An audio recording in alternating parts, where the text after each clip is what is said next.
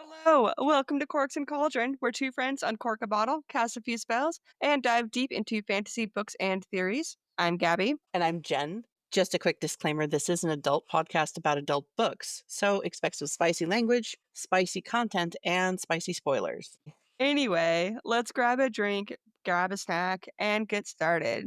Today, we are jumping into Glow from the Plated Prisoner series. We're doing chapters 1 through 9. I promise I read the book. So, Jen, what did you provide for us for a reading snack? We are making chicken bacon ranch sliders today. I have not made them yet because, well, we record in the morning and I'll make them tonight. Anyway, chicken bacon ranch sliders. So a slider is just a small, Small three, four sandwich. bite sandwich. Yeah. Most people use Hawaiian rolls for them or like little dinner rolls. So what you're doing is you're taking a pack of Hawaiian rolls. And if you are like me and didn't buy the pre-sliced ones because you didn't realize that they sell them until today, whoops, you are going to slice them in half so that they are like a hamburger bun. You have a top and a bottom. I should not have to explain this, but I feel like I'm going to. Anyway, slice the entire container of them in half, like all of the rolls that are in there as one piece. And then you take the top off. And then inside of it, you're going to put the shredded chicken, which is about 2.5 cups of rotisserie chicken and about a third of a cup of ranch dressing. You mix that together in a bowl and then spread that out on top of the The bottom buns. of the buns. And then you put on the cheddar slices so that it covers the top of the chicken mixture. And then you put the bacon on there. I'm going to chop mine up, kind of rough chop it so that it's not just big long slices because again, these are going to be separate little sandwiches. So, and then I'm going to sprinkle that on top of the cheese.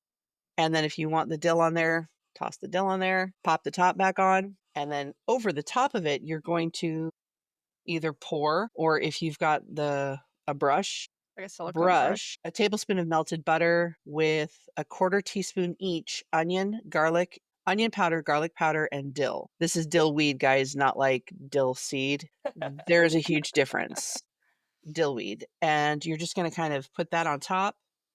And then you're going to take this giant sandwich right now and stick it in the oven at 375 for about 20 minutes. And this should give it a chance to the cheese will get all melty and everything will get all nice and combined together. And then you take it out and serve it and enjoy.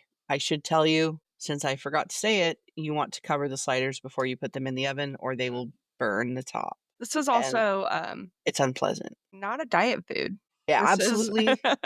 No, but they're small. true. So Yeah. these sandwiches are small, so you're talking dinner roll. So Mhm. you can eat a lot of them if you want to. I usually eat one, maybe two. Sure.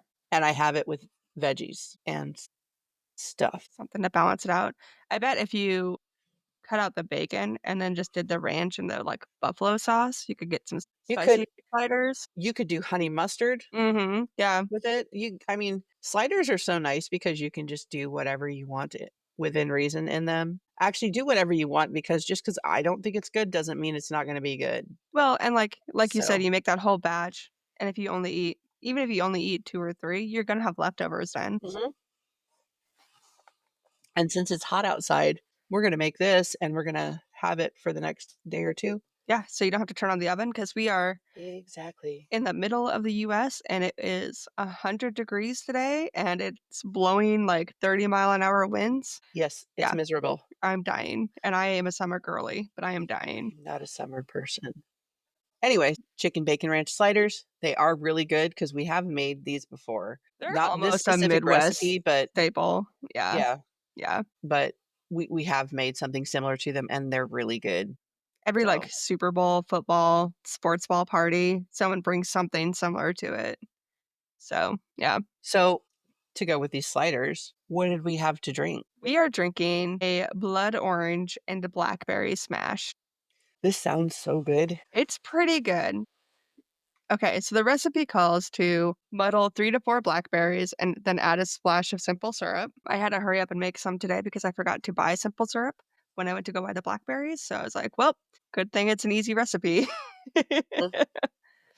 Mm. Okay, so muddle 3 to 4 blackberries, add a splash of simple syrup, add the juice of 1 blood orange orange, and then you top it with sparkling water or prosecco. So you could make this a mocktail if you wanted. You could add a dash of bourbon or gin for a kick. I do think that if you add gin, the gin that I added today, it's got a really heavy like floral flavor to it, and it's not mixing well with the prosecco. So I don't know if I would do the gin again, or if I did, I'd go with a really mild gin. Isn't gin made with, like, juniper berries anyway? Yeah. Okay, Yep. okay. And then garnish with a rosemary sprig or a blackberry skewer. I don't believe in garnishments. That's just more dishes and more fruit that I won't eat. So we didn't garnish at all. Um, and I drinks should not be chunky. So I muddled the blackberries and then I strained it. So the blackberries are not in there. But this is what it looks like. It's a pretty pink color. It is a really pretty color. It's got a blood orange kind of color to it. Okay, So yeah, that's what we're doing. It's not bad. It's like a blackberry prosecco. okay. But it in theory should go pretty well with these chapters because 'cause they're crazy. This book is so weird because it starts so hard and fast, Yes. and then it just comes to, like, a screeching halt, it feels like, and Yeah. then time just stops for a while. Well, and we're picking up right where we left off Mhm. in Gleam. So, if you don't remember the end of Gleam, Orin had just taken all of the gold in Ranhold Castle in the Fifth Kingdom and was making Her it was weapon. basically liquid, and she was using it as a weapon. Mhm. And it was just kind of sloshing everywhere and killing people, and everything that she had gilded was melting, basically. It responded to her power.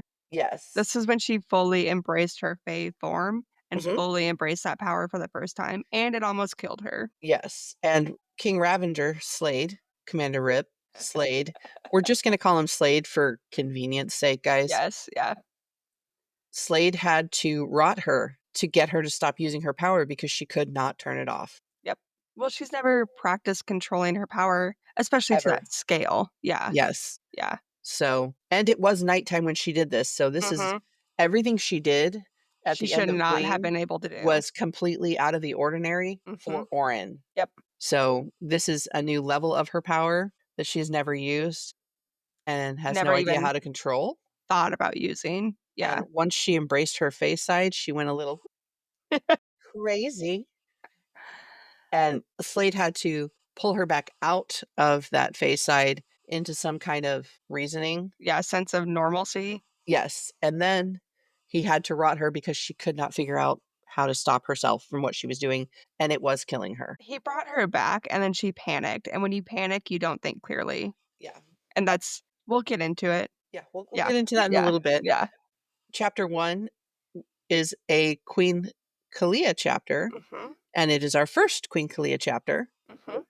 We are going to see a lot of different points of view in this book compared to our other books, which is really nice. It is. It's kinda nice to see different POVs and, Mhm. like, because we finally get some Osric like, POVs in this book. Yes. I do think this set of chapters yeah, we get 1 Queen Kalia and then a lot of Slade. A lot of Slade guys. Yeah, and we do get 1 Osric, so Yeah, I'm very excited. Orin doesn't pop up in this set of chapters at all. And the reason why will Yep, be explained while we're doing the recaps, guys. yep. So let's jump into it. Queen Kalia. Yes. She is Well, she barely escaped the castle before it swallowed her and her guards and her brother Manu and his husband Keon yep, whole. yeah, Like, she was in the throne room during the ball, standing next to Midas. yeah, so she almost got gilded. So she could have absolutely been gilded in this, but thankfully she wasn't. Thankfully Thankfully for the story. For the story, thankfully she wasn't. yes. And so we open and so Kalia is standing outside of the castle with Manu and Keon, her Mhm. brother and brother-in-law. She's mad and she's confused and she's scared. Yes. And she's like, I shouldn't be out in the snow. I shouldn't be this cold. I should be celebrating my engagement. Mhm. Because her and Midas were engaged for 2 minutes before Midas died. I mean, it's kind of creepy, and I like that you can tell that she is from the Third Kingdom because the She's way that she compares the crowd Mhm. that's outside as ebbing and flowing like in the ocean an ocean shore of people. Yeah. So you can tell that she's somebody who's been raised and predominantly lived on the ocean because as a Midwesterner, I would never be like, "Oh man, this is just like the ebb and flow of an ocean." Would I compare it to a cornfield or a Or wheat like a field? field The or yeah. way that they move? Possibly. I mean, we have the phrase "sea of people," Yes. but, like, yeah, we would draw the comparison to a cornfield, like, Some yeah, type of field. yeah. Yeah. She also makes a comment that she'll have to take walks in Third Kingdom at the height of the day for, like, the next 2 weeks in order to warm To back warm up, up from and this. Yes. I feel that. But they're sitting there watching the gold just pour out Mhm. of the castle, which I can't even I'm just picturing gold, like, sloshing back and Yeah, forth. like an ocean. Yeah. Yeah, and it's Yep. really weird in my mind. It just the visual's kinda funny. Does anybody else think in pictures? Is that just a or do you have to think in words? Like, I how does think that in work for words. people? Okay, I think in pictures and words, There's like a nothing wrong with cartoon. that. Yeah. I mean Sometimes it's sometimes there's color, mhm. a lot of it, and sometimes it's dimmer, and that really depends on what book I'm reading and how well the writer Yeah. is explaining things. So, And there's times where, like, some writers just get so into the description? comparison. Yeah, the descriptors, and it's just like, did I'm gonna pick on Stephen King because he can handle it, but, I like, knew it. did we really need to, like, talk about the curtains for 4 pages? Really? That being said, The Stand is one of my favorite books. Like, I love that book. It's a commitment, but I do love that book. Talisman's really good too. Yeah, yeah. Like, he's a great author, obviously. Everyone knows Mhm. at least knows of him. Anyway, they're watching the castle be flooded with gold. It does eventually slow down. Yeah, something happens. Like, there's a Orin a a boom is what they explained it as, and it's gotta be when Slade is rotting Orin, Yep. and then it stops. It comes to, like, a crashing halt, just Yeah, freezes. it It's like just they yelled "red light" and just froze. Yeah. exactly. Oh, I miss that game. Sorry. So everyone's freaking out, like, the whole crowd is just like, "What the fuck just happened?" And then our 3rd favorite character in this book, your blinks are so loud. Thanks. Mist throws Orin under the bus, just completely chucks her right under the bus. She absolutely does. So Mist comes running out and says, "I know exactly what happened. It was that bitch Orin. She stole Midas's power." Which, Mhm. remember, that's what Rissa believes. That's what Queen Kalia now believes. That's kind of like the running theory about Orin's power. No one Yes. has just acknowledged that she has her own power. Although now they're saying that her power is to steal other people's powers. Yes. Yeah. And Kalia freaks out. How could she have missed this? Yeah. This is so huge. And Kalia used her power on Orin. So is Orin gonna be able to steal her power now? I mean, we as readers know that the answer to that is no, but if you didn't Yeah, know if you're that running with the theory that she yeah. steals power, she collects powers like Pokemon cards. Mhm. It's a valid fear. But Kalia was raised in, I'm gonna say, the courtroom. Like, she was raised in royalty. So she knows, like, someone's gotta take control of this. She is Mhm. the only royal still around because Prince Niven's dead, Midas is dead. Rot. Well, at this point, all she knows is Midas and Rod are both missing. True, yeah. So then, of course, they see the Timberwings flying off. Mhm. Somebody calls it out, and they're like, "Oh my god, look, Timberwings!" Someone's escaping by Timberwings. And it is Slade and his crew The Wrath. with Orin, Yep. his Wrath with Orin. I always call it. I don't know why I can't remember Wrath.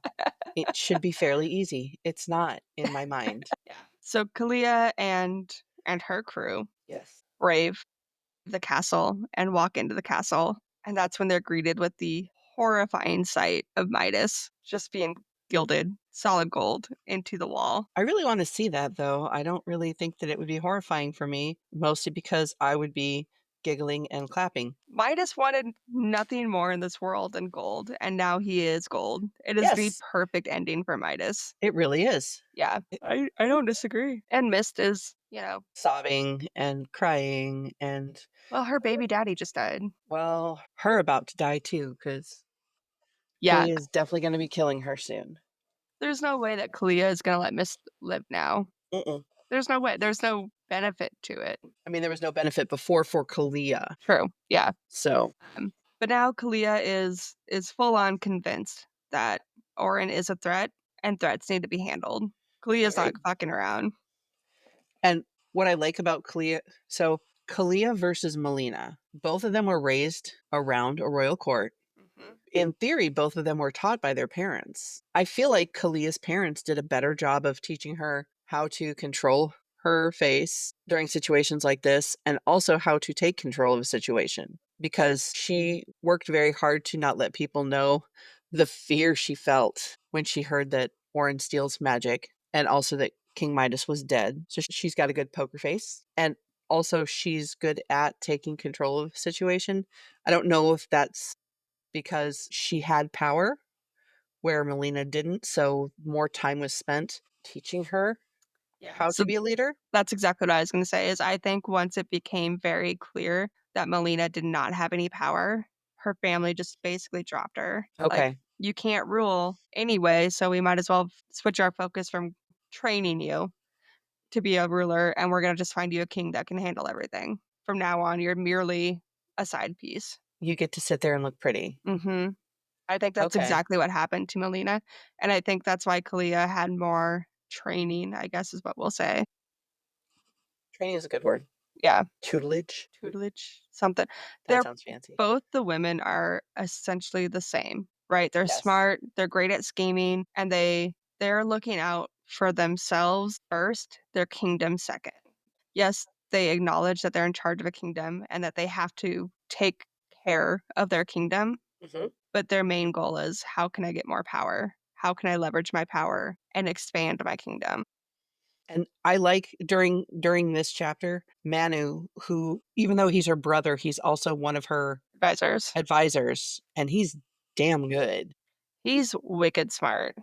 Points out that Midas dying kind of throws a wrench in their plans a little, but they can still take control again. First off, by picking the new Mhm. ruler for the Fifth Kingdom. Yeah, they hatch a So they're plan not going to right try, there. Yeah. yeah, unlike Midas, whose plan was to just take over, Mhm. their plan is to pick the new ruler, make him a puppet that they can control. Yep. And they actually talk about that, which is, it's really smart on Manu's part. This book has a lot more political intrigue than a lot of the other romantasy books that we're Mhm. reading. Not that like Fourth Wing didn't, not that like Throne of Glass didn't, but we're seeing more of the scheming that goes Yes. on in this book. I think that Raven did a really good job of explaining it too, Mhm. because even though we still don't know if Kalia is good or bad. She's the definition of morally gray at this point. Like we don't know anything about her. So what we're getting now is just neutral. Here's what we're going to do. Mhm. Yeah, at this point, you don't know if you're rooting for Kalia or hating on Kalia. Exactly. Yeah. I mean, after the last book, we were rooting for her to take Midas so that Orin could leave. Yeah. And now we're a little bit scared of Kalia. She's talking, I mean, she no longer sees Orin as a pet in a cage, Yes. as the favored or anything like that. It's now Orin is a threat. Mhm. And that in Kalia's world, that's not okay. Like you said earlier, though, Kalia's really good at managing a crowd. Mhm. So she's watching this crowd, she's listening to all the whispers that are going on and people panicking. Her and Manu are coming up with this plot of like, who are we gonna pick to put on the throne, basically. But Kalia like knows immediately how to rebrand herself into a grieving widower. Widower again. Yeah, yep. And so just to be clear, that's two husband, one soon to be husband in Kalia's life that have died under like mysterious circumstances. Mhm. So sketchy. Do you think that Kalia actually believes that Orin stole the magic? Because there is a point where Manu's like, Orin had the magic. Maybe it was Orin. I think Oren played the saddle role so well, Mhm. and the fact that Manu's the only one who thought of that, I don't think Kalia thought, like, even gave that a second thought. She just completely dismissed it. Because what she saw originally was Midas actually gilding things. She saw him gild a table, or so Mhm. she thought. Right. Like, we as readers know that that was Oren, but Mhm. Oren and Midas had worked this system for 10 years. They were a magician and a magician's assistant. The sleight of hand was impressive, really. And apparently monarchs are super secretive about how their magic works. It's hard for King Ravender to be secretive about his because it's such an aggressive and upfront. Mhm. But we don't really see him other than him rotting while he's walking the one time, but we don't see him having to do anything. He doesn't have to touch, he doesn't have to Yeah. point, he doesn't have to look, like, it just leaches out of him. Kalia, for her power, we know that she can collect whispers and control sound. Mhm. We don't know if she has to do anything special to do it. Well, Like, does she have to be within a certain distance, or does she can exactly. she filter things out, or yeah, But other monarchs like King Folky and his duplication, pretty obvious he had to touch him. yeah.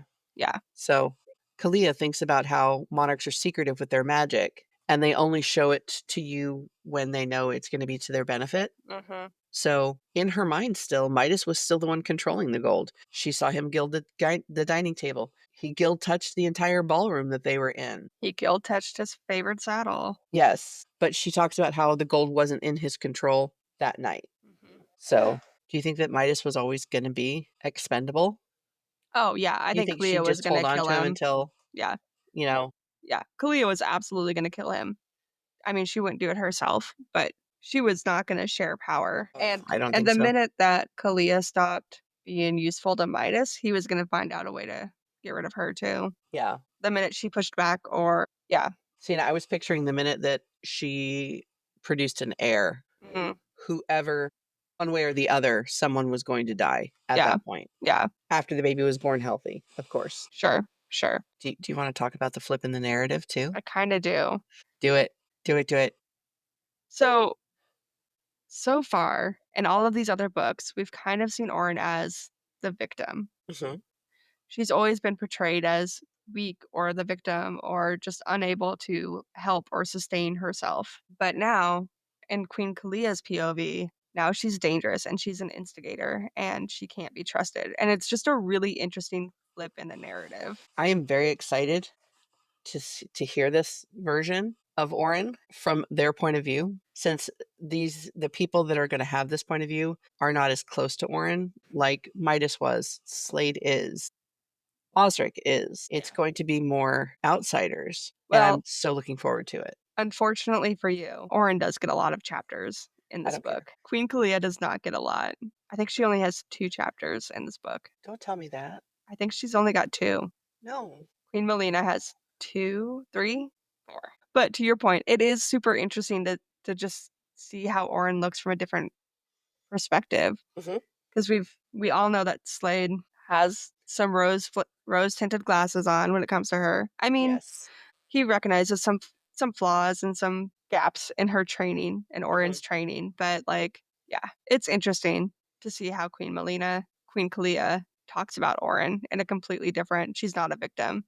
I agree. Queen Kalia, Queen Melina, Mist, Polly are not girls. Like, they don't play nice with other girls. No, none of them do. No. Rissa's only out for Rissa, which she has to be. Yeah, and we're pretty accepting of that, though. Yeah. And Orin is just so naive up until this point. Agreed. Yeah. Should we All right. should we talk about Slade now? Yep. Let's jump into chapter 2, Slade's POV. So this one, Slade's freaking out. yeah, he is not well, guys. He is not well. Chapter 2 is rough for Slade. This is we open it to him being mid-flight on a timberwing holding Orin. And he's like trying to figure out he's trying to beat an incoming storm and also trying to get far enough away from Ranhold and the gold that Orin controls, far enough away so that he can de-rotify her Erotify. without being too close that the gold starts to chase them. Mhm. So he's gotta get far enough away that they're out of danger, but Mhm. he can't go on too long because if Orin's in this rotting stage for too long, there's no She'll bringing her die. back. Yeah. Yeah. And so he is literally counting the minutes, Yeah. the seconds that he's like, "Okay, I put Orin I put her to sleep at this time. It's been 60 seconds since I got to the Timberwing. It's been another 2 minutes since we started flying." Like, he Mhm. is counting it down. And he finally decides that they're far enough away and lands. And it's not like your plane landing really nice when you're It's it's like your plane going down and you landing in the water really hard. yeah. That's kind of how they describe it. I mean, I'm sure it's Much maybe not prettier. quite that Yeah. bad, but it's definitely a steeper landing than he normally would do. Well, Less and gentle. it's gotta be hard on Argo, the Timberwing. Yes. It can't be good for his joints to just slam from flying to a stop like that. Argo is a vicious timberwing, though. Even compared to the other timberwings, this is not like Manon and Abraxos, Abraxas, who likes to sniff flowers, guys. It's not toothless. Argo is a vicious beast. he's the war horse. I mean, Really is. he is built and bred and trained for war. Yes. But so they land and he derotifies her. Tries to. He derotifies her as much as he can, but there's a rot fragment that's still inside of her that will not come out no matter what he does. Refuses to leave. And he's never had his rot power fight him like this. Yes. Like, remember, for as much as Orin is not trained in her power, Slade very clearly is. Mhm. He's got a lot of control over his power, and he's worked, not saying that he hasn't worked hard to master it. He's had more experience in mastering it than Orin's ever Yes. had to. Yes. And we're going to learn more about that in this book, Yeah, in this very which is book. super Yep. exciting. But he is starting to freak out because not only could he not remove that piece of rot, Orin did not wake up. Nope, she's still passed out. She is still passed out, She wasn't breathing for a minute, but and like, yeah, that's terrifying.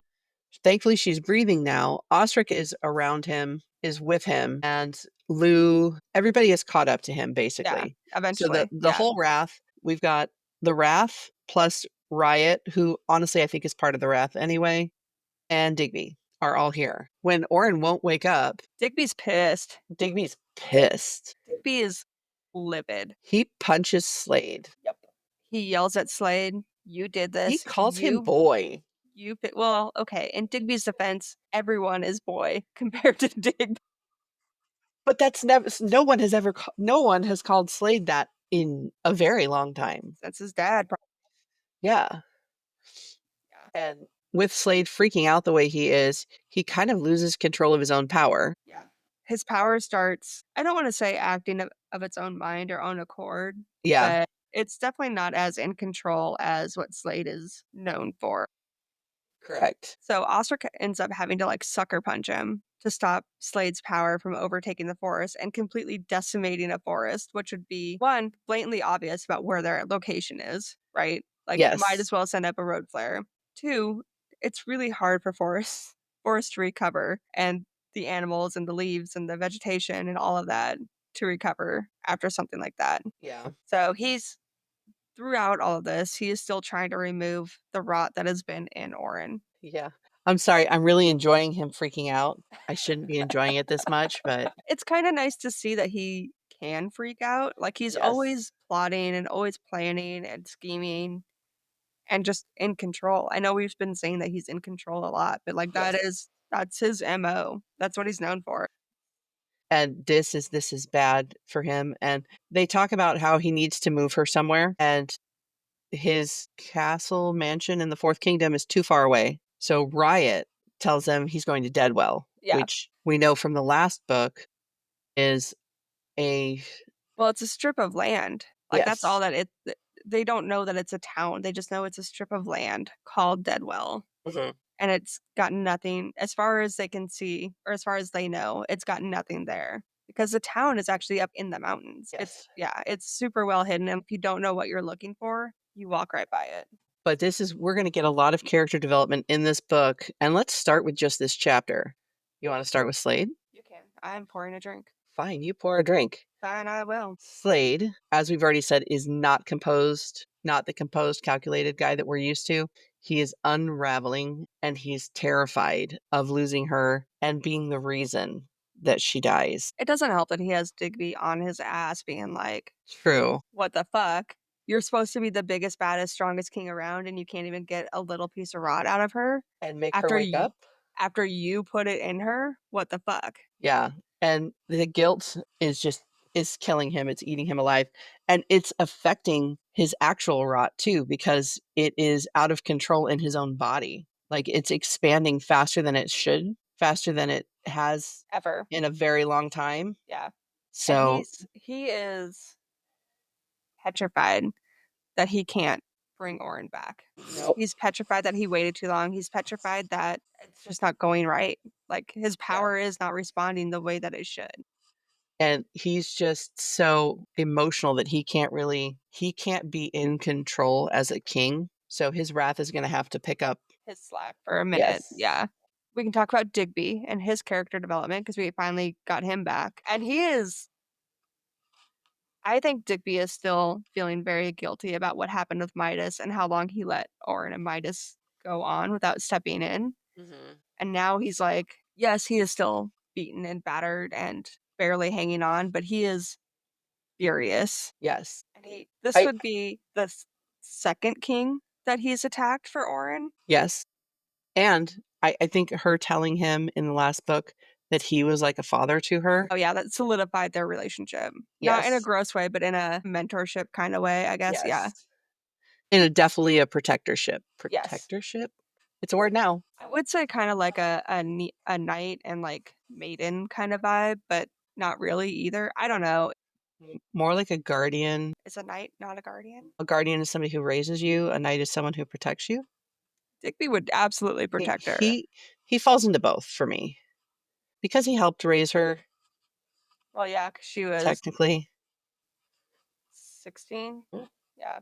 And we're gonna meet Riot, and we get more of Riot Yeah. starting in this book because, well, the first time we met him was last book and didn't know what or who he All we knew was. is that he was fake Rip Yes. for most So of the book. Riot, So. aka Fake Rip, aka Slade's baby brother. And they are such siblings. My brother and I fought all the time. So like it was kind of fun reading about their relationship in this book because I was like, "Oh, yep. I'm pretty sure my brother and I had had this exact conversation."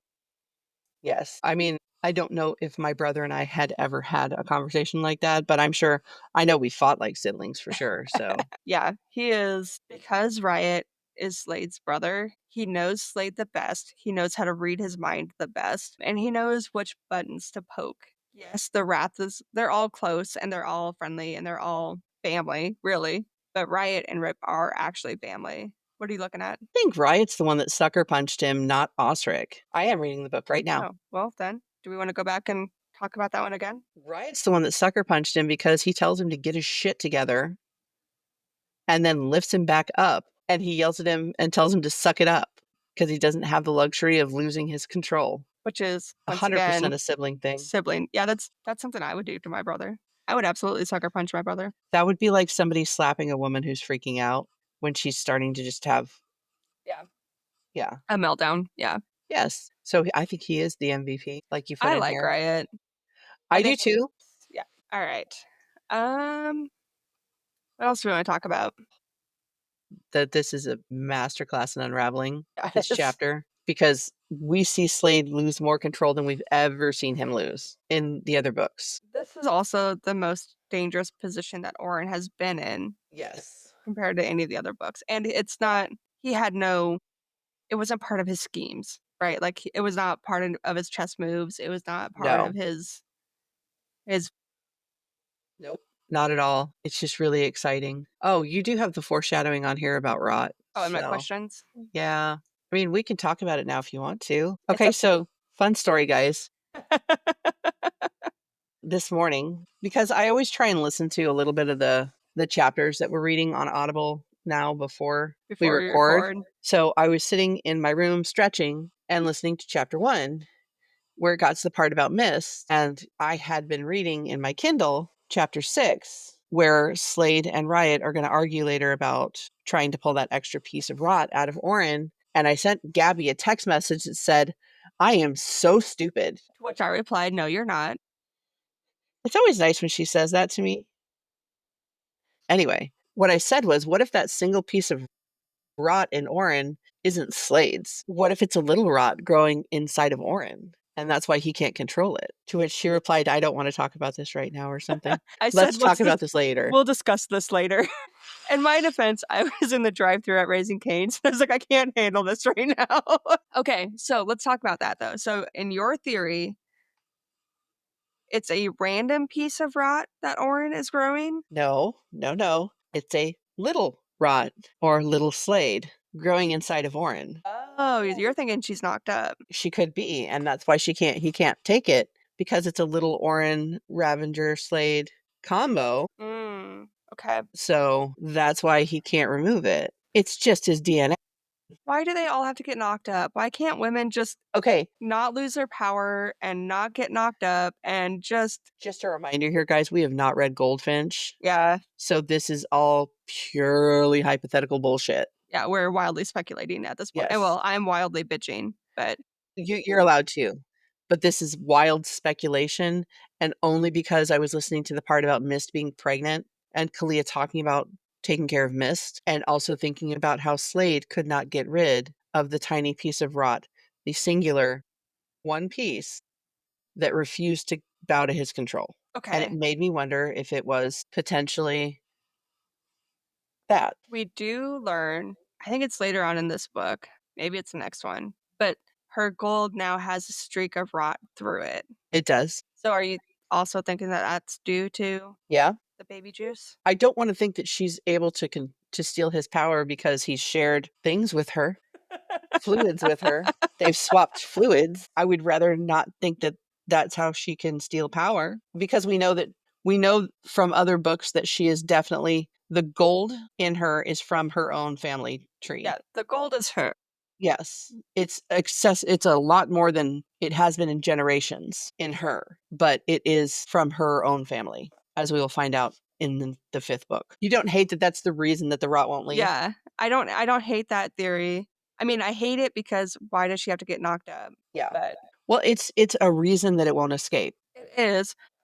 I would Of like to course, think that he would have noticed that before, but everything was so chaotic before. exactly. And this is literally 3 days after they've had sex for the first time, so we're talking a tiny, tiny, tiny rot. Yeah, I don't know. I I mean, it's a stretch. It's a huge stretch, guys. Is I'd it like to though? believe that it's a piece that doesn't wanna leave because it wants to help protect her because that's how Slade is, and Yeah. it could be a way for him to find her later if they separate. I would like to think that it's a little piece that's gonna stay with her to help protect, and maybe for Honestly, him to find her. honestly, I think the baby makes the most sense, and that pisses me off. Sorry. It's alright. I think the residual magic being like a homing device for him Mhm. doesn't make sense, just given how in control of his magic he is. True. Unless you're saying a secret part of him wanted to leave a baby part of it, a small part of I keep A s calling it a baby part. small part, Yeah, yes. yeah. And, like, unconsciously decided to put his version of an air tag on her. Yeah. Listen, I just started Tower of Dawn for the 5th time, so I'm almost done with Throne of Glass for the 8th time, and then I'll focus on this one, okay? I just Okay, needed a break. that's fine. Let's go to chapter 3 since this is this was a rough chapter, and we're gonna call this Slade 8 years old point of view because I refuse to use the other word that's on here now. Yeah, my notes have it titled Baby Slade, but it is Slade at 8 years old, who is definitely not a baby, but is definitely not the 500-year-old Fae male that we're Nope. seeing now. Zillion-year-old Yeah. male, yeah. He's such a cute little boy in this. These early Slade chapters are cute. I hated the audiobook version of them. Fair. Yeah. But But as far as, like, an intro to a childhood and childhood trauma, Mhm. these chapters are really well written. Yeah. So we meet Slade. He is barefoot and climbing a tree and just taking care of animals. Like, he's nurturing a baby bird, I think, Yes. is how we meet him, and it is a huge foreshadowing of how much he cares, right? Like, he cares for the baby bird, he cares for Orin, he cares for the Wrath, and, like, he's just a very kind soul. It's also kind of a foreshadowing for how he controls birds later too, because this The is him hawks. taking care of birds, but he also controls messenger hawks and timberwings. Argo is the strongest timberwing alive right now. And we know this because they say it later in the books. Anyway, yeah, so we meet 8-year-old Slade. And his mom is calling for him, trying to find him because he's up in a tree. Mhm. And he's barefoot, and Kind of dirty now. A little bit. he's He's a being an boy. 8-year-old boy. I mean, he's just running Exactly. around and just relaxed. I'm gonna say, like, Yes. not a care in the world. And his mom, Elore, finally finds him, and they start walking back up to the house when his dad, Rich Stanton, shows back up. Randomly. His dad showed up early. Like, they were not expecting him to show up, which Yes. is why A Slade was running around barefoot, his hair a mess, his clothes a mess. and Elore, his mother, is Orion. Mhm. Stanton, his father, It's Faye. is Faye from Anwin, and they are Mhm. living in Anwin at this time in this memory. Yes. And of course, his dad's name is Stanton. And of course, Stanton is a raging asshole. He has a really strong power too, guys. Yes. So Stanton's power and or his nickname is the Breaker. Mhm. So Stanton can break anything, including but not limited to the bridge between worlds. Yes. And that's why they have such a nice house, It's mansion. basically a mansion. Yeah, like they have out like servants' quarters and yeah. Yeah. Slade did not come from royalty. No. Correct. But his dad showing up unannounced immediately puts everyone on edge in this Yes. memory. Slade drops into like a hyper awareness mode. He's Mhm. adjusting his behavior. He's talking super quietly. He's watching his dad's every reaction. He's walking on eggshells.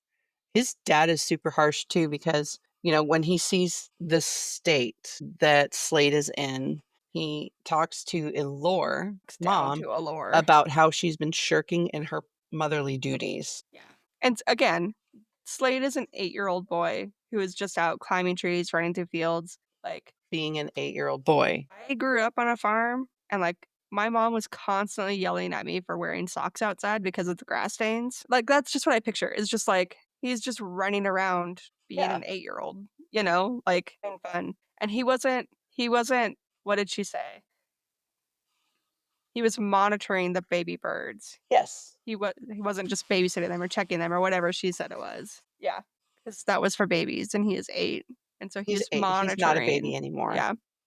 Yeah, and he refused to hold her hand, but but Riot didn't can. well, he didn't wanna make her sad, so he's like, Yeah. "Riot's still a baby, you can hold his hand." And when Stanton shows up, not only does Stanton show up, Well, they brought guests. he brought guests, and everybody needs to get cleaned up and dressed to eat dinner with them, And which it's is super fun.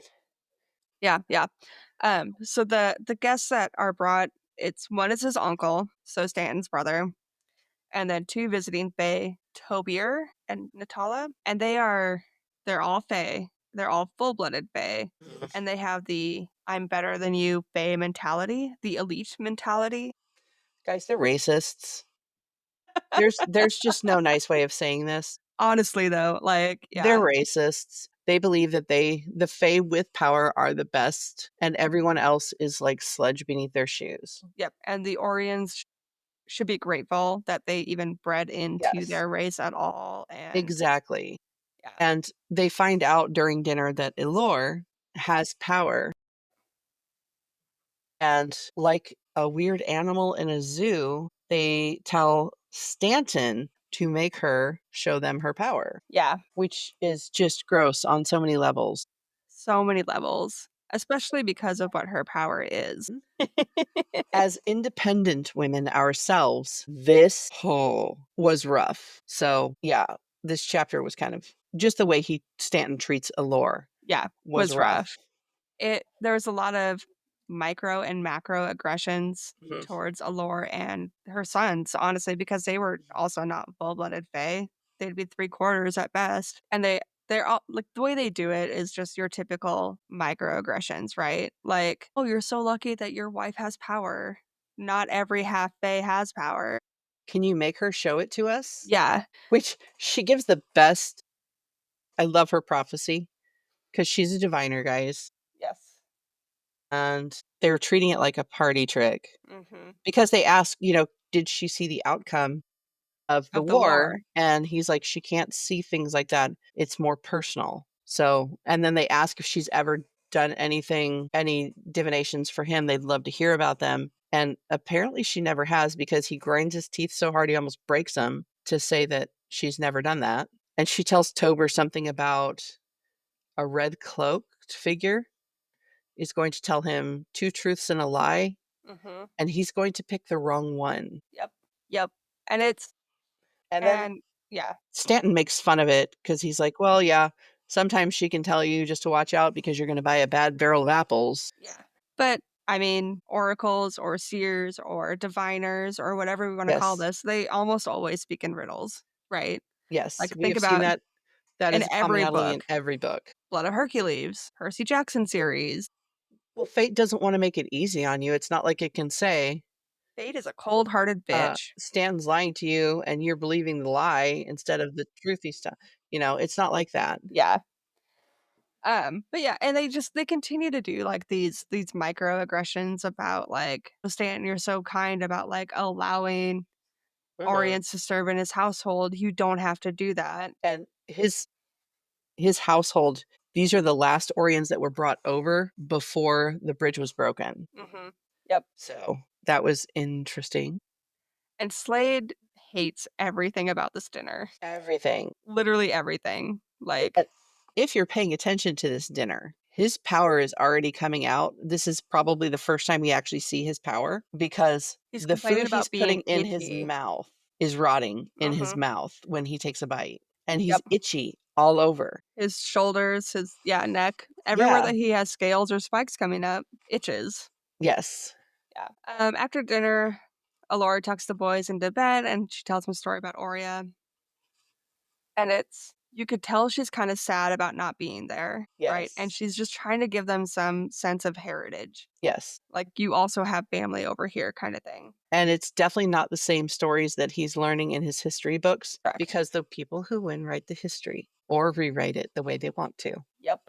So Yep. Winners gonna write the history books. he does make a promise to his mom, which is so sweet that will figure out a way to take her back to Oria. This chapter, though, is how we can see it's what shaped Slade into the Slade that we know and love. Yes. Like, he obviously, his mom was being abused, Mhm. right? Like, we could even pick up on that a little bit in this chapter, and we'll get into more of it in one of our next chapters. Mhm. But even here, we could tell that it was not a happy marriage. No.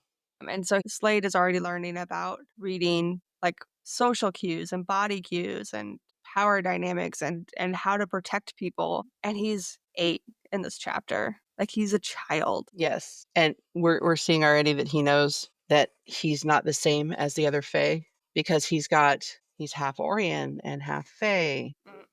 And this duality is gonna come into play when he ends up in Oria. Do we know how he ends up in Oria? Yes. Okay. Not I mean, we will in this book. Oh, yes.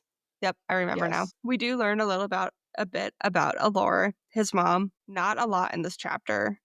This chapter is a lot of just surface level Mhm. information about her. We know that she's a powerful diviner. The diviner power is rare to begin with, but then to have a half fae, half human, have that power is almost unheard of. Also, probably why Stanton married her. Yes. Yeah. And she's still treated she's kinda treated like Orin. I mean, just She's come out property. and do a party trick. Yeah. Yeah. But she's protective of the boys. She does everything in her power to make sure the boys are not hurt. Yes. And her relationship with Slade is gentle, safe, and sacred. Yeah. She loves her kids, and she's the core of Slade's moral compass. Agreed. You wanna talk about Stanton? That he's a piece of shit. He's the Lionel of this He book. is just he absolutely is. Yeah. He all he wants is power. Mhm. He's emotionally abusive, he's Physically physically abusive. abusive. He treats his sons, especially Slade, like a soldier in training because Riot's a little too young, so he just basically emotionally abuses him. So that's fine. It's great. I think he kinda, like, wrote off Riot. Like, Riot never really stepped up to the challenges that Stanton threw down. And we'll find out more why later. Yeah. But yeah, this guy, I mean, he breaks everything. So that's his power. He pretty much thinks that he is the most powerful Fae, which is not true. But there's that. Is this a chapter that we found out that he's the one who broke the bridge? Yes. Yeah. So, Yeah. Stanton, the breaker, is the one who broke the bridge between Oria and The Anwin. the Lumeria. Yes, yes, yes, yes, yes. Yes. Which that would take a considerable amount of power. It would. So, we're not saying that he is not very powerful by any means. Yeah. Just that, I don't know, maybe he's not as powerful as what he thinks he is. Agreed. Well, I'm glad he came back then. So, chapter 4, we're back in present day Slade point of view. Yes. And I know I called him like 500 years earlier, We have but no idea how old he really is, I don't guys. think we really get an actual age on him. I don't think so. Unless it's in goldfish. You really need to read that. Okay, so present day Slade is once again back on Argo, once again trying to outrun a storm. This time, though, despite Argo's best efforts, they don't quite manage to outrun the storm. No. They get caught up in the middle of it. And Argo is offended, It really is. which is kind of funny because he is attacking the snow and the Like ice. kicking out at it and yeah, Yeah. screaming at it. Um, but Slade has Orin wrapped up like around him so that the storm doesn't get to her because she's still passed out. Yes. Slade almost. The saddle almost slips. That's exactly what I was gonna say. Mhm, Yeah, and they almost crash, but Argo manages to, like, keep everyone together. mhm. Deadwell appears, and the hidden village Drawlard. There we That's go. what you were thinking. Yup. That's what I was thinking. So they do make it barely, in the middle of the storm, and, like, it's a brutal storm. Yes. And even Argo is completely worn out and almost collapses Yeah. when he lands. But, of course, because this is how animals work, Slade promises him all the treats, the jerky that he wants Mhm. because he was so amazing. He was such a good boy. And we meet our first local who has to help Slade get off of Argo because Argo his is hands are frozen. His gloves are frozen to the pommel. Saddlehorn, yeah. Like, they're frozen shut. He Yeah. can't leave. Yeah. So Theo, who is the bestest guy, has to help him unstrap and get himself down. Yep, and he can tell right now that something is wrong with Slade. He doesn't know what's going on. They have not been informed about anything. They just know Mhm. that Slade has randomly shown up and it's not well. And then Slade carries Orin through the village into a cave. But guess who's already in the cave? Guess who's already in the grotto? Hojat. Hojat would have been super handy to have in the grotto already, but it was not Hojat. Hojat's gonna be my go-to, guys, just so you know. No, I'm sorry, it's Riot. Riot beat them somehow. Um, Riot didn't have 2 people on a Yeah. Timberwing, Yep. so he's gonna be moving a lot faster. Yeah. And Riot is not super thrilled that Orin is Is in there. Deadwell. Yeah. Yeah. So the cave Mhm. that the grotto is in has glowing blue magic. Is it magic or is it just glowworms? No, it's like glowworms, isn't it? Just so you guys know, it's dawn when they get there. So, in theory, Orange Gold should be active at this point. Yes. Yeah. But Riot meets him. That's pretty much this whole chapter is they get there and they get to the grotto. And Riot then meets him and they get to the grotto. Slade is still razor edge Yes. control. Like his control is hanging on barely. And he's still panicking. Orin's still not up. Mhm. We get a little bit more about Argo and how he's the bestest boy ever. Argo is the bestest boy. Mhm. That's what I'm saying. I agree. I concur. Oh, Riot and Slade are acting like brothers. Like Riot's kind of definitely. being a dick. Slade is stressed. But yeah, this whole chapter is just them showing up. Yes, and the secrets. Because Yeah. Drollard Village, it says that Slade says that even with the storm, he would have been able to find this place because of how much power he's put into it, because he can feel it. So we know that Drollard Village is something. Well, Drawlard Village is their second home, which means that Slade goes there and like we know that he has to get rid of his excess power, right? So if he lets his Mhm. power build up too long, it is detrimental. So Yeah, he he's got to let probably it go. does have a place that he does let it go. Mhm. So And we know that Slade doesn't trust anyone around Orin, most especially Riot. No idea why yet, not other than yet. sibling Yeah. rivalry. So yeah, that was That's chapter 4. It's chapter 4, y'all. It was a pretty short chapter. Chapter 5, we go back to Baby Slade. Okay, I didn't mind the audiobook version of just Slade chapter 8 or Slade age 8. Riot's voice was like nails on a chalkboard for me. Riot's like, what, 4 or 5? 4, something like that, yeah. He's little in these And the early voice chapters. actor did a great job of acting like a small child. He Small did. children just annoy me. It was just odd.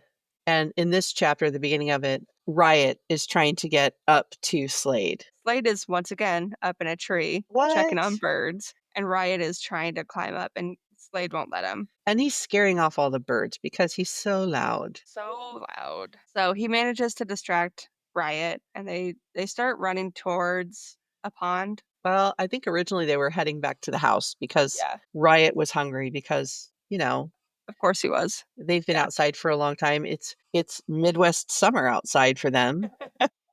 So it's hot and they're tired. So they're heading back to the estate. And then they go to the pond. They get distracted and decide to go to the pond. Well, they're two young boys. Of course, they got Right? distracted. Yeah.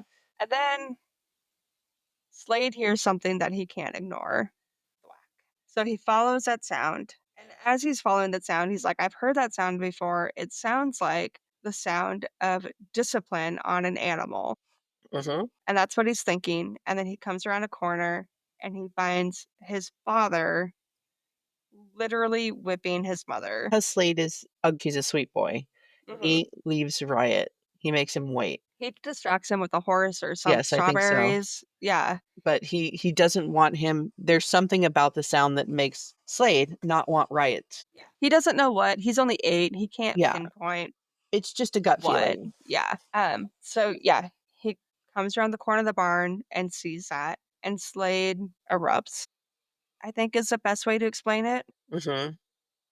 and everything breaks. He shoves at his father and the stable wall collapses. There's Yeah. everything is rotting around him, and that is the first time that we see Slade's magic manifest. And his father is ecstatic. Yeah, you'd think he'd be angry because he just broke a stable wall, Sure. but he's not. He's thrilled that his son is showing this strong of power at that young of an age. Yes, because 8 years old is very young Mhm. for someone to come into their power. Yep. Most Fae don't come into their power until they're 15, Mhm. which they actually point out in one of the later chapters. Yeah. His mother points it out. Yep. And so in this chapter, Slade is rotting things for the first time. The stable looks like it's been rotted for years and just a mere minutes. You Mhm. know what I mean? Like it looks like it's been abandoned for years, but Yep. obviously it's not. Yeah. His mom is in a patch of grass that is safe from the rotting. So everything around him rotted except for where his mother was. He kept her safe. Yep. And again, his father is ecstatic. It's a manifestation. And Stanton is like, we will begin training immediately. We are going to start testing this immediately. Yeah. And Slade is terrified and I would be scared terrified if the man that's been emotionally abusing me for 8 years suddenly is super proud of me and grinning and from ear to super ear. interested. Yeah. Cause like Slade has spent the last 8 years trying to avoid being in his father's direct line of sight. Mm, Really, like I want to stay out of his way has been his whole agenda to living with Stan. yeah, But yeah, the fact that Slade's power is rot, I think crushes him a little bit. it does. Because he's already crying because of all the stress that has Mhm. just happened.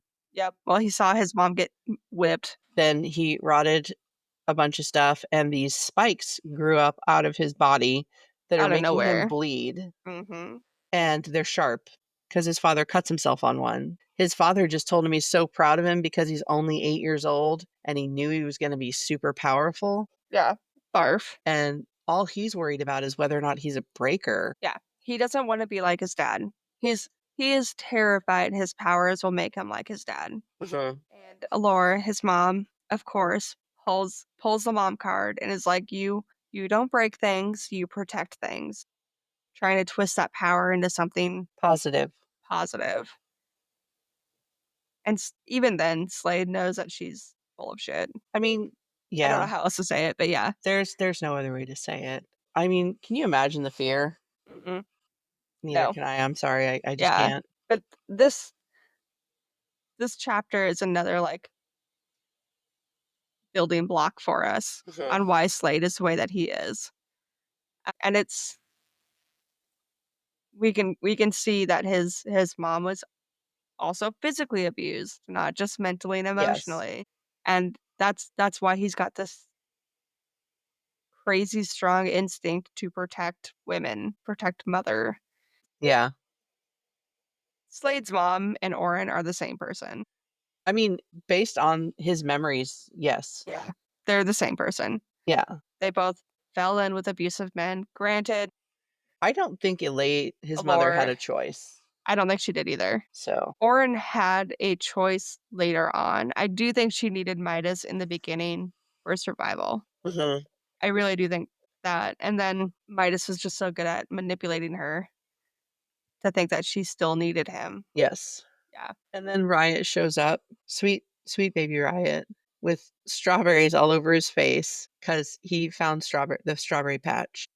And grass stains all over because, of course, they both have grass stains all over.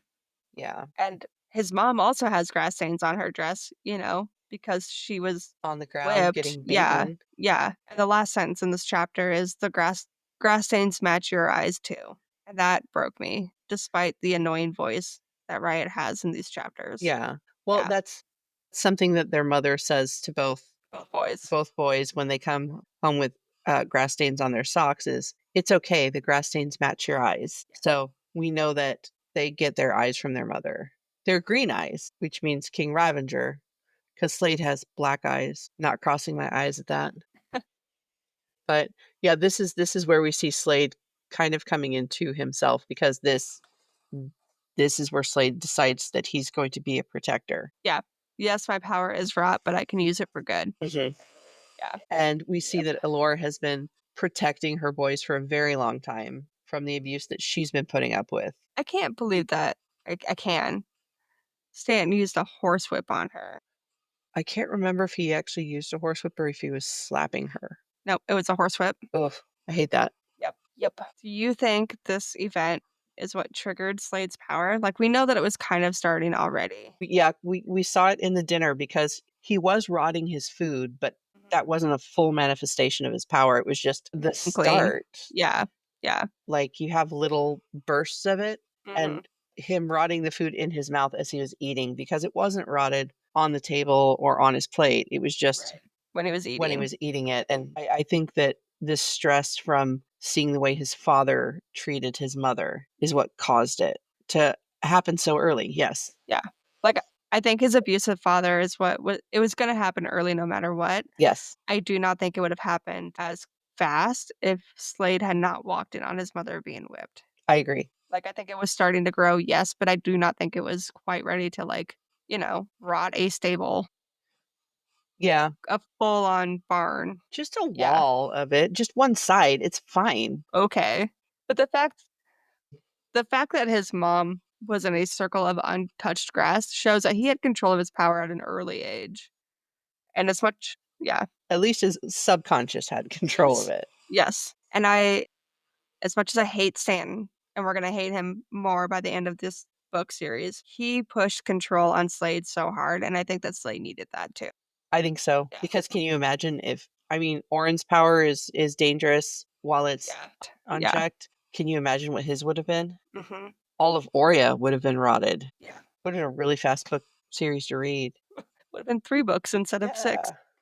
But I think that Elore in this set, her hiding the abuse from Mhm. her kids, knowing that she's constantly being abused or in pain, but still is motherly and kind and sweet to her boys and the other Orions that live there. Mhm. She treats them all differently than she does the Fae. Yep. So she's She treats softer them and like people. kinder Yeah. and And with the still. Fae, she's got her guard up. She's Mhm. not open. She's not as not that she's not friendly, she's just cautious. Yes. Yeah. And, you know, telling Slade that he protects things, he doesn't break things. Mhm. That's a very mom thing to do, to find the positive side to something that's kind of negative for him He doesn't wanna be like his dad.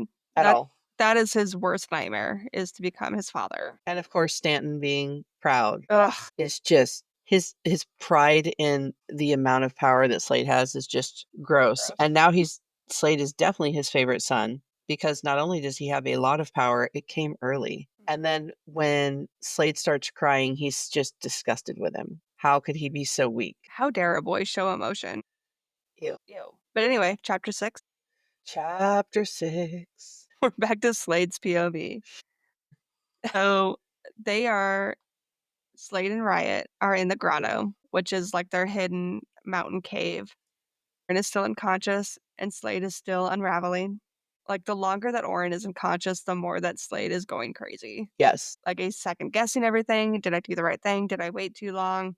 Should I have done X, Y, and Z? It's like when you fuck up somewhere at work or school or life, and you're like, if only I had invested in Microsoft in 1995 instead of, Yeah. being 5 years old and not having any money. What a slacker you were. Yeah, but Slade is, like, checking on Orin obsessively, like, Mhm. checking to make sure she's breathing, that she's comfortable, and he's checking her aura, and he's still trying to pull that last sliver of rot out. Yeah. And then, of course, we see while he's doing that, Riot is starting a fire in the living room. Riot is opening up the He's, house. you know, Yeah. Art he goes back into the kitchen and he's already cooking something, guys. He's already cooking or something. I think Riot just was looking for something to do that was not in Slade's way Yeah. and, like, wanted to be useful. I can get a fire going. I can Mhm. throw something together on the stove. I don't think they have a stove, but, like, I It's a can stove. throw It's a food wood burning together. stove, so Yeah. and then Digby and Lou show up, Digby is still pissed. and Slade's like, "What the fuck?" And Lou's like, He would say no. Like, he he wouldn't wouldn't say no. not yeah, He would have come by himself if I didn't come with him, yeah. basically. At least this way he had someone with Yeah. him. And Lou takes Digby to go change because they're frozen solid and soaking Mhm. wet, and Well, Digby they were in the middle of the storm, yeah, so and I think Digby yells at him Mhm. again. Yep. Digby is pissed at Slade. Digby is scared and confused, and Slade is convenient to take it out on. Oh, yeah. And they And have been trying to wake her up. It's not like Slade and Riot have not been trying to get her to wake up. yeah. It's just that honestly, she's probably exhausted, which someone else is gonna hypothesize that later too. But still, Slade just keeps going, "She just needs to rest. She just needs to rest." Riot, however, is questioning everything. Mhm, Like, "Why did you do this? What is happening? What is going on? What's the plan, my dude? You brought mhm, her here. What is your plan?" And Slade doesn't know. And Slade doesn't like not being in control. Not that he's a controlling bastard. It's just I think he's so used to being in control. He's a king after all. Like he is in charge of not only himself and his family and the wrath, but he is in charge of a whole ass kingdom mhm. on top of all of that. And he doesn't know what to do. I can empathize with his spiraling, and I'm only in charge of me and my dog, so I can't imagine what he's going through. I couldn't be any kind of like, Mm-mm. "No, thank you. That's too much Nope, pressure for me." absolutely not. It's really scary. It's good though. I mean, Yeah, we do and get some of Lou's origin story. we get some of Lou's origin story from when she was remember when I was 14 and a feral wildcat? Okay, she doesn't exactly say those words, but Basically, she kinda talks about how when she first met Slade, she was 14 years old, and the way she had been raised with her family, who apparently was not good, made her very sassy and almost feral, and Slade put her into his army, forced her into his army after she said something about one of his generals being crap, and she kinda brings it up to tell him to remind Slade that he doesn't just ruin things because in his mind right now, with he's his spiraling. spiraling, Yeah. he's thinking that he killed Orin and he always ruins things and everything he touches turns to rot. And she's like, "No, no. But you have to remember, you found me and you brought me into your world Mhm. and you got Osric Yep. And and Judd, Judd and yep, and you gave us purpose and you gave us hope." yep. And I think he needed to hear that. Once again, Lou for the clutch. She's the friend that everybody needs. Yes. And she's the most stylish too. Because she comes out, she's got clean, dry clothes on because all of the Wrath have rooms in this In the grotto, grotto, yeah. and she's wearing slippers. Slade's comment about them is like, "They're so ugly." She's wearing the biggest, fuzziest slippers that Yeah. swallow her feet. Massive fur slippers bigger than bear paws is how they describe them, and not only does she come out with clean dry clothes for herself, she has brought some out for Oren as well. But she's not sure if she can touch her. That's a fair and valid concern. Yeah. And Slade's like, well, she hasn't gilded the couch or the blankets. To which Lou, of course, replies, too bad I really hate that green. Lou is just trying to, like, Lighten the bring some situation. normalcy. Yeah. Yeah. Yeah. And then she grabs Riot because, she knows that they've been arguing and makes him go off and start opening up the house. Mhm. So, gathering more firewood, probably starting fires in all the bedrooms, because I can't imagine that there's central heat in this house. Nope, we're in a fantasy world. Yeah. So, yeah. So, and this is another reason, again, why we love Lou, guys. Yeah. We love Lou. She is a green flag. She is a walking green flag, and Yes. she knows she can walk into any room or situation and just kinda read it and know exactly what to do or say, and yeah. And she's good at diffusing things. Mhm. Which is probably why she makes a great general too. Yeah. And I want a pair of her slippers. They sound super comfy. I can't Yeah. decide if they are Uggs or if they're actually like the slippers that we I really think I Gabby and I messaged about these at our other jobs. I really think that they're a giant set of furry pink slippers that have like bare feet or animal paws. I can't get with the pink. I could do brown or black, but Okay, well, that's true because this is a yeah. fantasy world, so they're Mhm. probably brown or black Mhm. or maybe tiger striped, Something. something. But I just want a pair for the winter time because if I wore them now, I'd die. Well, yeah. Yeah. But Because it's 100 degrees. yeah. Yeah. And Alright, are we ready for chapter 8 or chapter yes. 7? Yeah. Chapter 7 is Wait, I lied. How Dare You?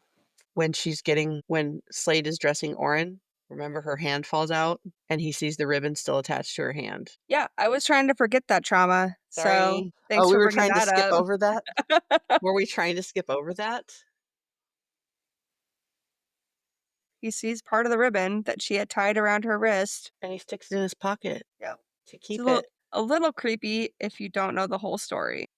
Okay, fine, we can do chapter 7. I just wasn't ready for another age 8 Slade chapter. I'm sorry.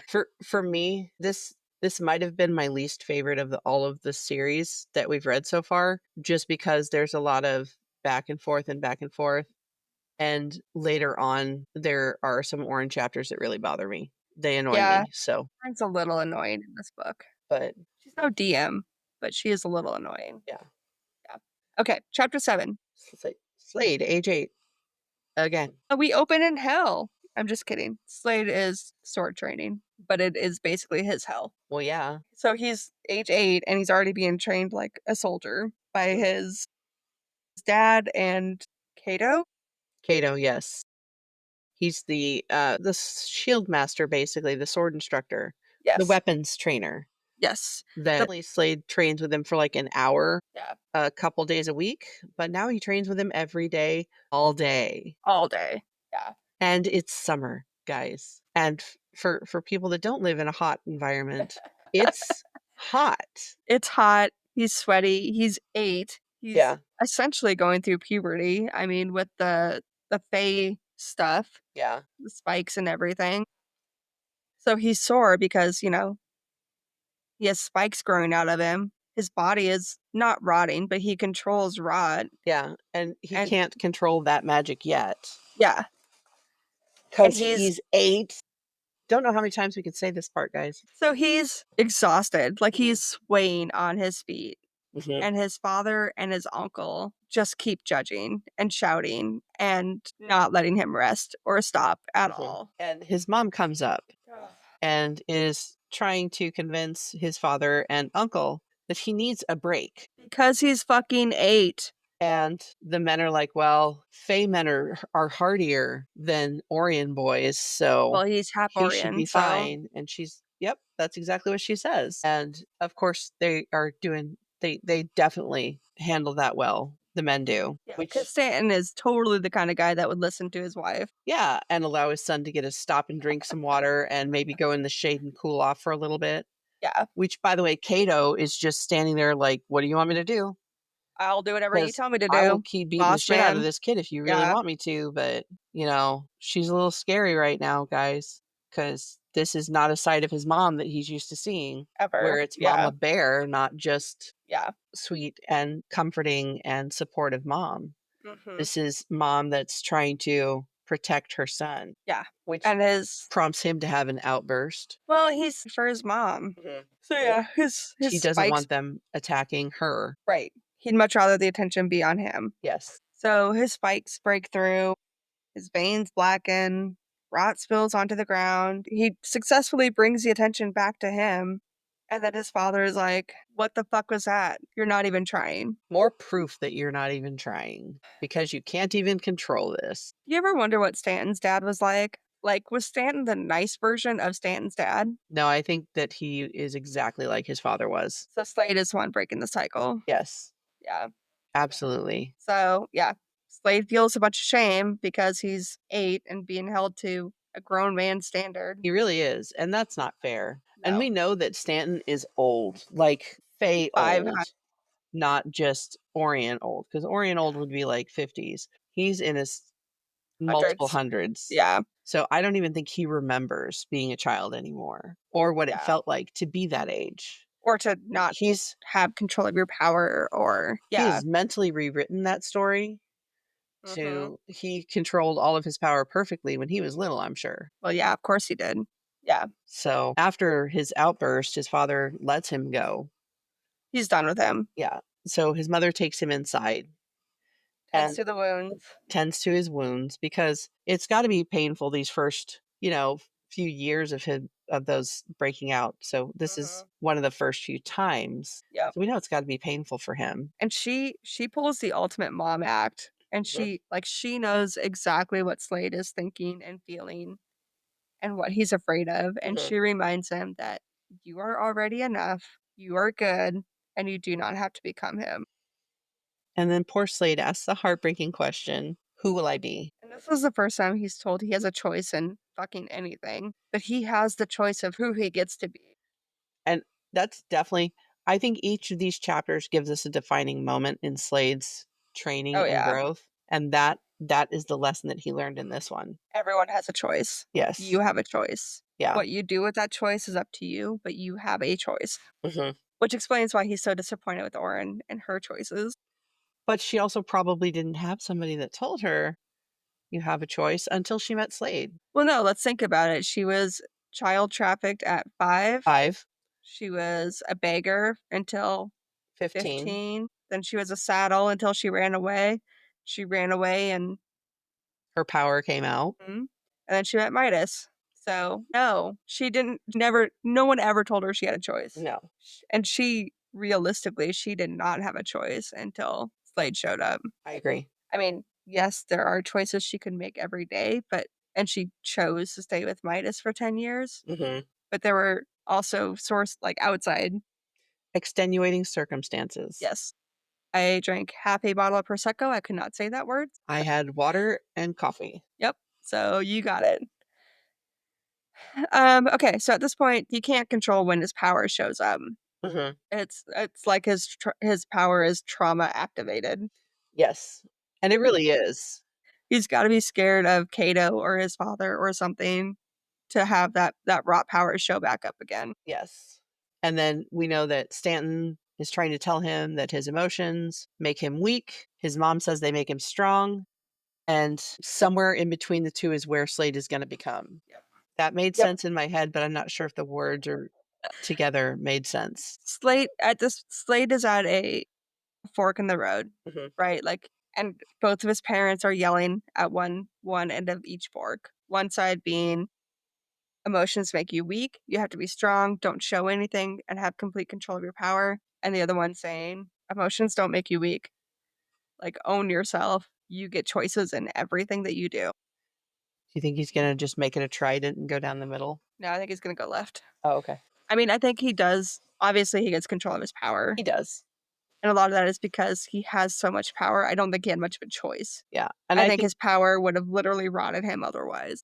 he allows himself to have emotions, but he kind of keeps them in check as well. Mhm. So, Yep. I mean, and I think he gets part of that from Allure, mhm. right? Like his mom is so good at hiding her emotions because they all have to hide their emotions from Stanton. Yes. So, Too bad Riot Yeah. does not inherit that specific trait from their mother. No, but I think Riot was young enough and protected enough by both Slade and his mother. He Yeah, never had to.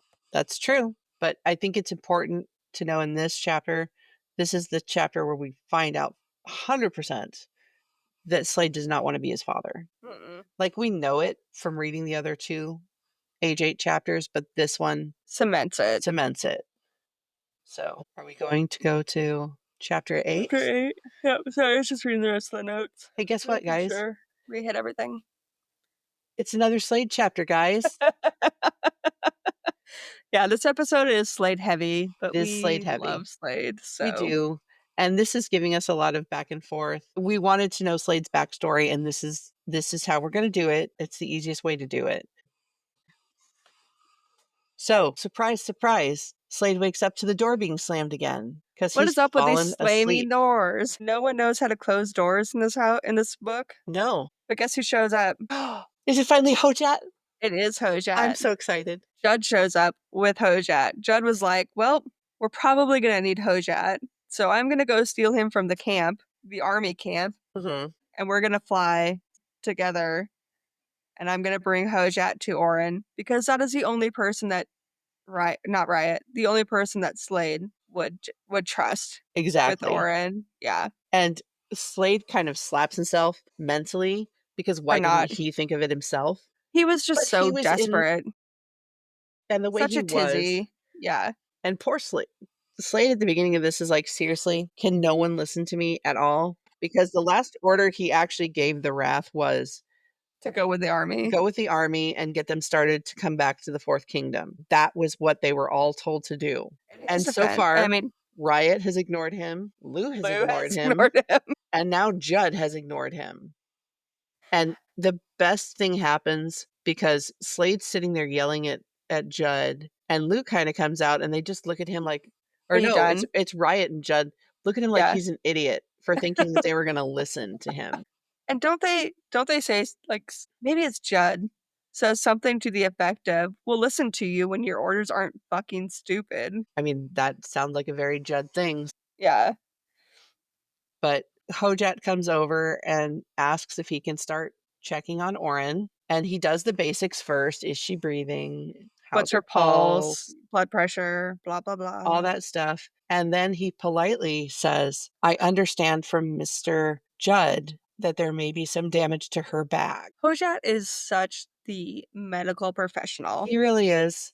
And Slade's kind of looking at Judd, and Judd's like, no, we had to be completely honest with him because I wanted him to take care of everything. Here's the thing. You tell your doctors and the paramedics, you tell them everything. Yes. And so they roll her over onto her stomach. She was laying on her side so that her back wasn't on the couch. She's on the Well, couch yeah, still. because her back is completely wrecked. So they lay her on her stomach and he carefully cuts the dress off of her because she is still wearing the original dress. I guess I The forgot only that they thing that Lou gave her was leggings or stockings yeah. and socks to keep her legs warm. I guess I forgot that the new dress was like completely covered in the back Mhm. instead of because she normally wore backless dresses Because because of her ribbons. ribbons. Yeah. So he kind of cuts the dress open and they all take a minute to stare at Because it's the wreck awful. that her is. And it's just Her it's back a is wreck. ruined. I mean, it's just minus it was not clean cuts. No. And there's little like pieces of ribbons still hanging out, and some of them are still kind of lightly bleeding. And everybody just Freezes. reacts. Yeah. Thankfully, Digby's not here, I don't think. Digby's I Digby's think also Digby was still recovering. asleep. So, and Digby's in Judd's room Mhm. sleeping. So Yeah. Hojat, being the professional that he is, goes, all right, this is what I need. Riot, Yep. get in the Boiling kitchen, water. Yep. boil some water for me. I need some dressings. I need Lou, herbs. Yep. I need a shirt, preferably ostrich sized, that buttons that we can put on her backwards so that the buttons are down the back to Mhm. make it easier for her to close this and for me to check on it later. Judd and Slade, your kingship. I need you to take her to a bed so that we can do this easier. So he gives everybody a job and I they think all jumped to Slade action, and they needed that. yeah, Slade definitely needed that. He Yeah. was feeling so lost. He didn't know what to do. This was out of his wheelhouse. Yeah. Hojat coming was A plus for Judd. Gold star. Yes. Honestly, gold star for the entire Wrath. They knew what Slade needed before Slade knew what Slade needed. I agree. And the fact that they've all made sure to bring something with them, except for Riot, who just ignored him anyway because he's his brother. And Hojat gives him information in this one. He's basically like, "Sir, you've overdone yourself with your magic before too. She's sleeping it off. Yeah. There's nothing I She can do needs time about to recover. that. She Yeah. seems fine. As She's far just as this specific thing goes, she's just recovering." it's burnout. She's burned out. Yeah. Yeah. So I thought that that was really awesome. Does Hojat address the piece of rot? I don't remember. I don't think, well, he does and doesn't. Slade tells him that there was still a piece there, and Hojat's like, "Is it doing anything to her?" And he's like, "Not as far as I can tell." And he's like, "All right, well, there's nothing we can do about it. Just keep an eye on her and monitor her, or make sure that if Yeah. something starts to happen, you can do something. That's all we Hojat can do." is yeah. I mean, whenever my dog eats something that he shouldn't, the first thing I'm like, "Well, let's watch him for 24 hours, I guess." Yeah. Before I start to be crazy, Yeah. The banter in these chapters though, or in this chapter, it's great. it's what it's what Slade needed. He It needed is. family around him, And he and they needed all somebody else to rallied. tell him what to do. 'Cause he gets after they get Orin in the room, Hojat's like, "All right, Judd, go put on some dry clothes and bring me some dry clothes because 'cause I'm gonna need to borrow some because 'cause you're a terrible writer. I never wanna ride on a timber wing with you again." And it was sleeting the whole time we were flying Mhm. because the storm is slowly starting to go away, but they got caught in the hail, Yeah. the less fun part. Yep. And then he looks at Slade and goes, "You need to change clothes too." And Slade's like, "How does he know I haven't changed clothes yet?" Not realizing that all of his clothes are all crusty and dried to him. Mhm. So Yeah. he needed somebody to just come in and take control, and not in a bad way. No, he was so wrapped up in Orin. He was so concerned about Orin. He couldn't think about anything else. Yeah. And so, I don't know. I'm also a control freak, but every once in a while someone coming in and being like, "Okay, here's X, Y, and Z what we need to do." Mhm. I appreciate It's it. refreshing. It is. Yeah. Like, because especially if you have 1,000 things that you know you need to do, you start looking at the list and you're like, I don't even know where to start. Yeah, It's never going to end. I'm So, officially overwhelmed, and yeah. so nothing's gonna get done. But the personalities of the Wrath all work really well. And this chapter just magnifies that. It does. Like, Judd plays the himbo. I think he's like Cassian, where he plays a himbo, but he's smart. Mhm. He's not dumb. He's just content to let people underestimate him. I agree.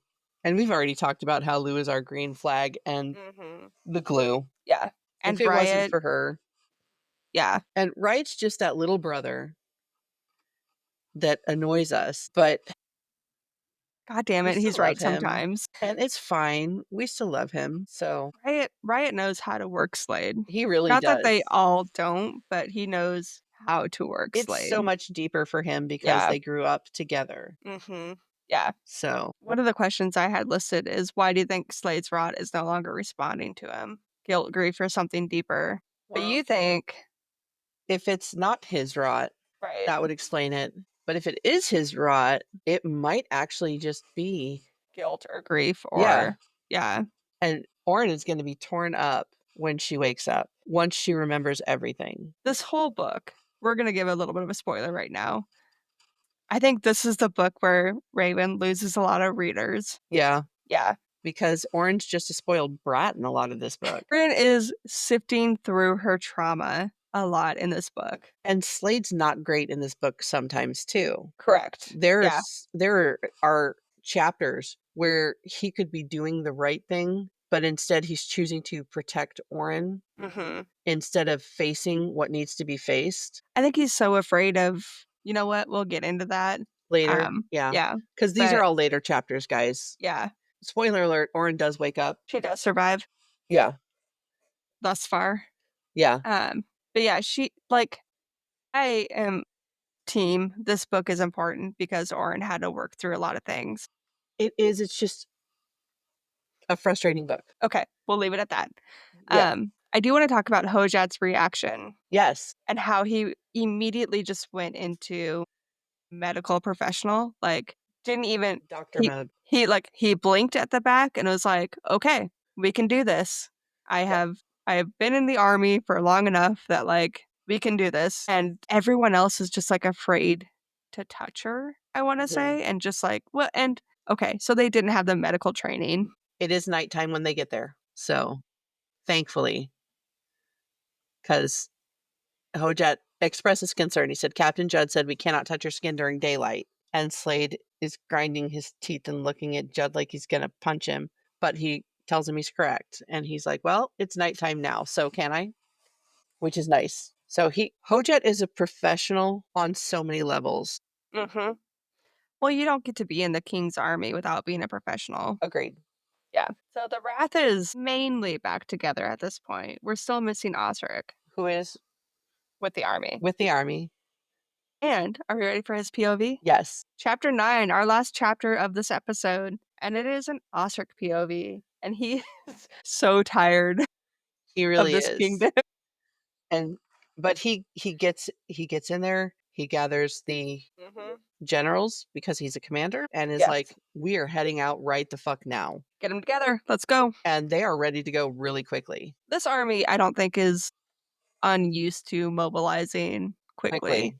Yeah. Yeah. And he is swearing a little bit more than normal, Well, which he swears anyway, but like this is a little bit more than normal. But he is so done with Fifth Kingdom and we everything that Fifth Kingdom has done to him yeah. and his family. And he at one point tells Keg if he needs anything to whistle. They're walking in a blizzard, guys. It is windy. You cannot hear anything. You can barely see things. And when they stop for the night, Keg walks over to him and is like whistling. And he's like, "This is the dumbest He thing." has no self-preservation. I love Keg. Keg is just the best. And Yes. he's like, I need you to come over to my come A on, come tent. with Yeah, me. come to my Come with me. And he takes cooking him over area. to the cooking to his pot of food where people are serving themselves. And Ostric's like, "Are you just trying to get me to eat?" And he was like, "Well, no, but now that you We do mention need it, to eat. Yeah. let's get you some food." So he fills up 2 stew bowls, hands them to Ostric and says, "Come with me." And he leads him to a tent and kind of opens the door to a tent. And Ostric's like, "If this is your way of hitting on me, I'm I tired. am It's too tired snowy. for this." And Keg is like, "If I was hitting on you, You would you know would it. know it because there would be romance," which is hilarious. But it turns out that that's not why he's taking Ostrich to that specific tent. Bum bum. He's taking him there because they've got guests. Yes.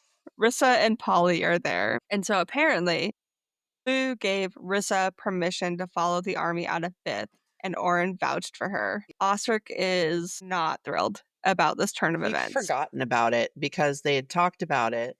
Mhm. Because And Orin wanted that to happen. yeah, and Ostrich was team murder, death, kill Mhm. from the get go. Yeah.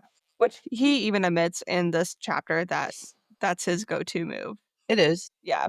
But Rissa isn't intimidated by Osric at all. Mm-mm. She's taking care of Polly. Polly is still passed out at this point because she's detoxing. She's going to be detoxing for almost this entire book, guys. Apparently, dew is a lot more heavy than what we thought. Whatever. Okay. It's fine. Maybe they need dare class in the Fifth Kingdom. No drugs. Maybe They know to drug. Oria as a Yeah. whole. Yeah. Put it in the Yeah. public schools. Yeah. But so Lou told Rissa to join the army. She's there. He gives her food. And then, hey, they bicker. Like this whole, yeah, they just pick her. He basically tells her that he doesn't trust her Mhm. because of the way she treated Orin, and he doesn't want anybody traveling with them that he doesn't trust. So she's like, "All right, fuck you." And she Bye. starts grabbing her stuff, Mhm. and she's like, "We'll leave then." And he's like, "Are you We're what?" basically in the Barrens. You can't leave. Like Yeah. they're Baron adjacent, right? Like because they're traveling from Fifth to Fourth Kingdom. Yeah. And he's just like, no, let's just, you guys stay here." He said, "And by the way, what do you think you're going to try and do walking out in a dress like that?" Because she's still wearing the dress from the ball, Well, which is and not a dress at all, really. Fifth Kingdom, remember with all the corsets and the Yeah. The boobage eating? Yeah. Yeah, So after they're done yelling, and he's talking about how everyone has a role that they have to play. I mean, Rissa thinks she's caught on, so she starts to strip. she's a saddle. I mean, that's how she's used to paying her way That's her through role the that she world. plays. Yeah, And Osric is super offended. he's so offended. He decides to he covers her up with his coat and basically is like, "No, this is not no, you're not paying your way this way." Not this way. And And if we were to do that, you're gonna be willing to do it. yeah, which is kinda hot, guys. Like, that is one of those tropes that I'm like, "Mm, yep, I like that one." This isn't a full enemies to lovers because they're definitely not enemies, but this is the you'll know when you're Yeah. going to come to me Mhm. for You'll cut. this. Well, yeah, yeah. He So, calls her Yellow Bell, he does. It's a which is flower. it's a poisonous flower. But do we wanna talk about the symbolism of a yellow bell flower? Sure, It often symbolizes joy, happiness, and good fortune. it does. Often. It Okay. can also represent prosperity and royalty, especially in some cultures like China. In Greek mythology, they're associated with Persephone, and it's symbolizing the cycle of life and death. Interesting. Hmm. What do you think? Does that mean she's royalty? No, well, I think Osric treats her like royalty. True. I like the new beginnings hint on that. I still think she dies.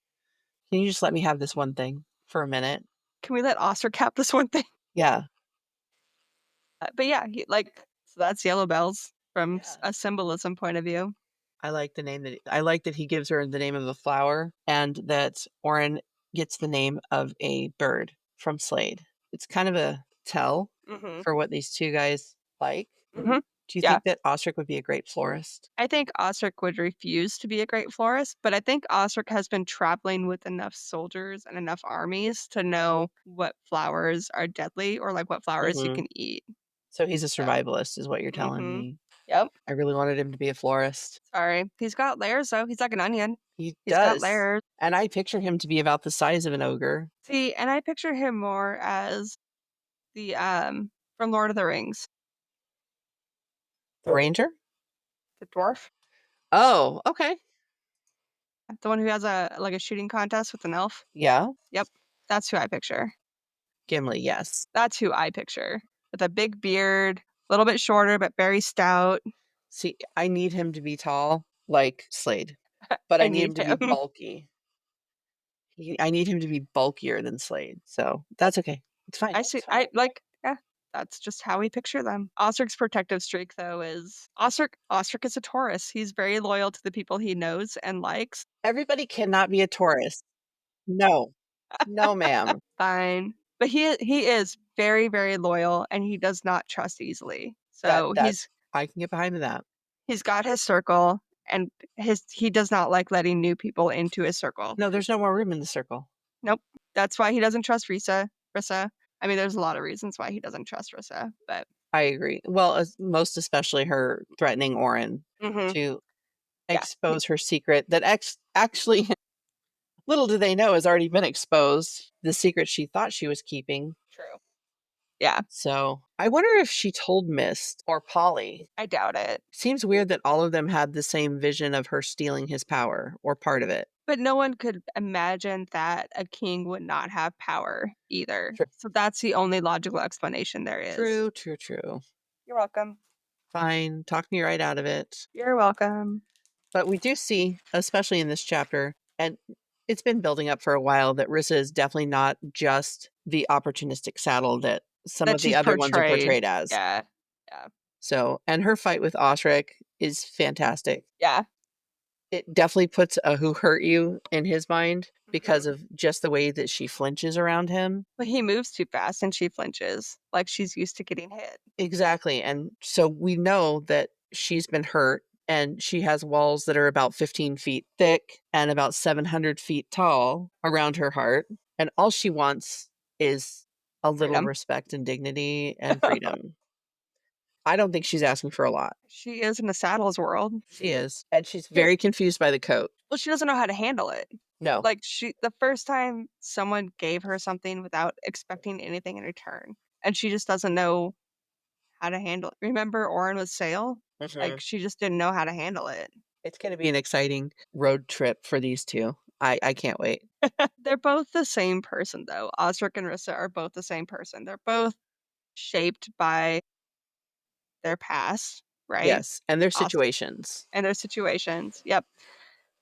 Hardened by necessity, shaped by cruelty, and they're not willing to be anyone's victim ever again. Mhm. Osric has the edge of being a male and being in Fourth Kingdom. And being lucky enough to find a found family for himself, Yes, yes. because Rissa did not get to experience that. Nope. She was in Sixth Kingdom and then she was in Fifth Kingdom, Mhm. and neither one of those kingdoms treat women as people, much less saddles Right. as people. So she's just trying to prove that she deserves a place in the world. Space in the world, like, Yeah. just yeah. Yep. Osric struggles with Rissa because Osric's so heavy on the loyalty, which is Mhm. another Taurus trait, I'm just saying. And that's why he doesn't trust Rissa. He doesn't trust her. No, not at He all. thinks that Rissa is willing to sell out Oren, and he cannot stand that. That And is completely accurate. but then there's the sexy tension. It is. I love that he's like, "I have been in the Fifth Kingdom for too long. I I need to get laid." need to get laid by not her. Yeah, because he was like, "God, she's beautiful. Shit, I need to get laid. Shit." His mind is fantastic. And Rissa's like, "If I was in a bar, I would not pick you. I would Yeah. skip right over you. You would be, like, not even the last person I'd choose. You'd be lower than that." Rissa is pulling the a princess act, I'm gonna say, like, She she's really is. too good for him, which is not at all true. We both love him, but, Yes. You do compare it to enemies to lovers. eh, I That's mean, like you okay. said, though, it's not a true enemies to lovers. No, I don't think many of ours are true enemies to lovers, many of the books that we read, No. even though they're promoted as that. Well, it's an easy way to promote them. It is. What do you think of the Yellow Bell nickname? I like it. It works. Even though she's like, "I'm blonde, not yellow," it's so fitting because she's just so waspish Well, I think yeah, with and him. Osric is like, "You're so pretty, and these very, very poisonous flowers are also really pretty. Yes. Nothing good is gonna happen if we get together." Exactly. Yeah. So I think it's a way for him to distance himself, but not distance himself. And he knows it annoys her. Oh, yeah, After so the he's first just time he yeah, says it and she gets irritated. So now it's gonna be her nickname whether she likes it or not. right? Yeah, And now they're stuck in a blizzard together. sucks to suck. So he's got something to, entertain himself with. It's gonna be great. Is it gonna be great? I think so. I But hope that's so. it for this. I do hope they have a happily ever after. I hope so. That'd be nice. But yes, that is it for these chapters. It Anything is. else you Yes, wanna add? no, No? that's it. Alright. Well, thank you so much for listening to Corks and Cauldron. Be sure to follow us at Corks and Cauldron on all of your favorite socials. We're on Facebook, Instagram, TikTok, YouTube, and Threads. And if you enjoyed this episode, please rate and review us, share us with your booksties, and tell the world. It's the best way to spread the word and help our podcast grow. Yes, rate, Because review us, give us feedback. Yeah, can I tell you my funny story real quick? do I it. know that we're doing the ending right now. So yesterday I was at a friend's house Sure. and I have he's not really, he's an acquaintance that's becoming a friend. We've known each other for a while, but we don't Okay. see each other often because he lives in Chicago. Sure. Makes it And hard. we're sitting outside melting, and he looks at me and he was like, "Hey, I thought you were gonna share your podcast with me." And I was like, "Okay, give me your phone." And he kinda looked at me like I was a little crazy, and I was like, "Do you have Spotify?" And he's like, "No." And we had told him that it was on Amazon, so he pulls up Amazon. Ah. And I was like, "No, honey, you have to go to Amazon Music." Mhm. So I'm pulling up Amazon Music on his phone and trying to find it, and I got it and I set it up as a favorite for him so that he could Sure. find it. Yeah. And he was listening to the to our Our intro intro episode. Yeah. episode while I was sitting there just asking me questions like, "Who's this other person? I've never met her before. Is she pretty?" And he's hilarious, and I love him, and I'm probably gonna talk about Afo a couple more times as he listens to it and bugs me about it. But I I'm love sorry. that. It was just, spreading the word about the podcast and that just happened. But I'm sorry, guys, Corks and Cauldron is a self-funded labor of love, and your support helps us keep the magic alive. And And our glass is full. So if you want, join our Patreon community today at patreon.com/corks and cauldron, and maybe even treat us to a bottle of wine. Yes, if you have book suggestions that you want us to cover, if you have Yes. wine suggestions you want us to drink, Recipes, cocktail, yeah, food recipes, drink recipes, whatever. There's everything. not a lot that I won't drink. I'm not a big beer fan, but I like beer, guys. I will drink beer. Our episodes drop every Thursday. Next Thursday, we will be diving into chapters 10 through 19. So until then, eat Drink. and get lost in a good book. Cheers. Cheers.